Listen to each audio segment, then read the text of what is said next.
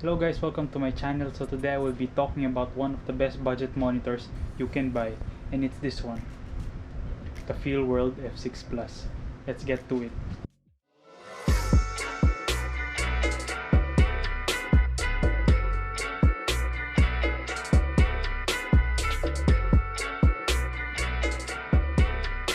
So if you're new here, please like and subscribe to my channel, and if you have any questions about this field monitor, I'm happy to answer your questions down in the comments.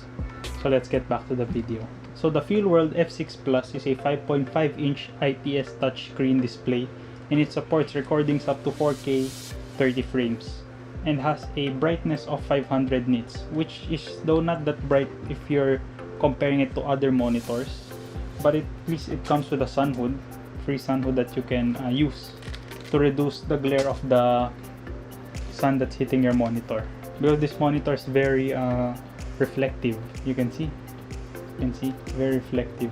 This monitor as well supports NPF style batteries and LPE6 batteries, so if you have a couple of those, you could use that easily for this monitor.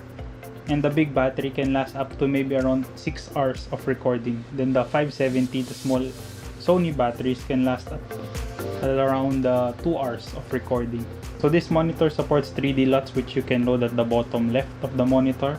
So while you're shooting, you can at least know if your exposure is right, so you can just do minimal tweaks and adjustment in your editing software. You can also monitor your sound through the headphone jack of this monitor, so you can see if your audio is clipping or not. So this monitor has both HDMI in and HDMI out ports, which you can use to use for video transmitters.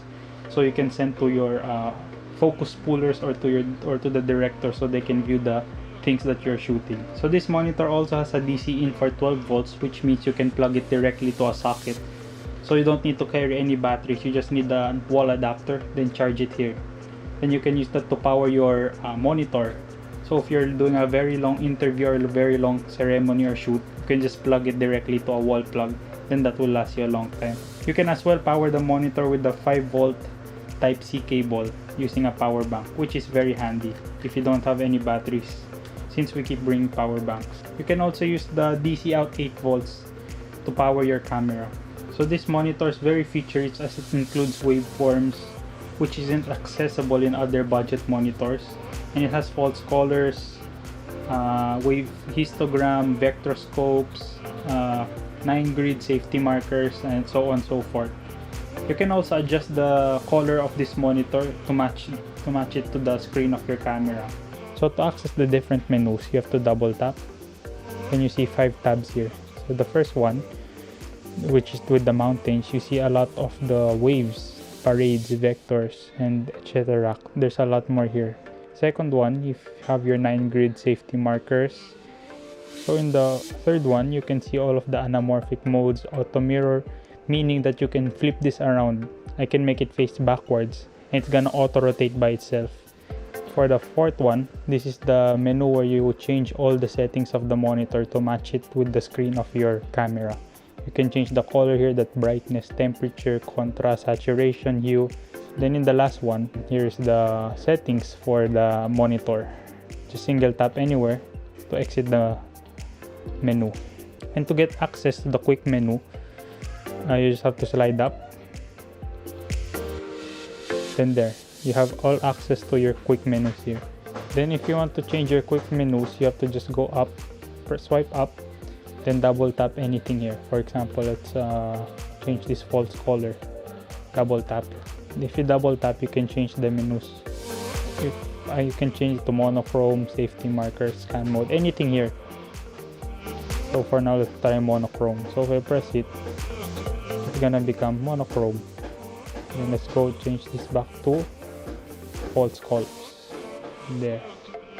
So that's how to access the quick menus. You can also turn off the touch function by just pressing the on button for just 1 second left. Now your touch screen is off, meaning you cannot touch it anymore. See, you cannot operate it anymore. So the other way to operate it is by using this dial at the top right of the monitor. So to access the menu with this dial is to long press. If you long press, then see you have access to the menu. Then you just have to scroll left and right. Then if you're done, just long press to exit the quick menu. To access your quick menu, you just have to press it once. Then there you get access to everything here. For example, for false color, you can go to type 1 or type 2. And to turn it off, you just have to long press again. You can also zoom in and out with this monitor to check if you're in focus or not. So you can see, then zoom back out. So to change the brightness of this monitor, in the left side you just have to drag it down. And to make it brighter, higher it again. Then for the audio, to monitor your audio, to higher the volume of it, you have to just the right side, just drag it down to lower the volume. To higher the volume, drag up. Just like that. That's how to operate the Feelworld F6 Plus. So there you go, guys. I hope you enjoy my review of the Feelworld F6 Plus. And I hope you get yours too as well, because it's, I think, one of the most needed accessories, I think, for me, in my opinion, to get as a beginner filmmaker, because of the small screen that is so hard to see, especially in the bright daylights. You really need a big monitor. And I think the 5.5-inch Feelworld is a great start to your collection of film equipment. So thank you for watching and stay tuned for more. See you all.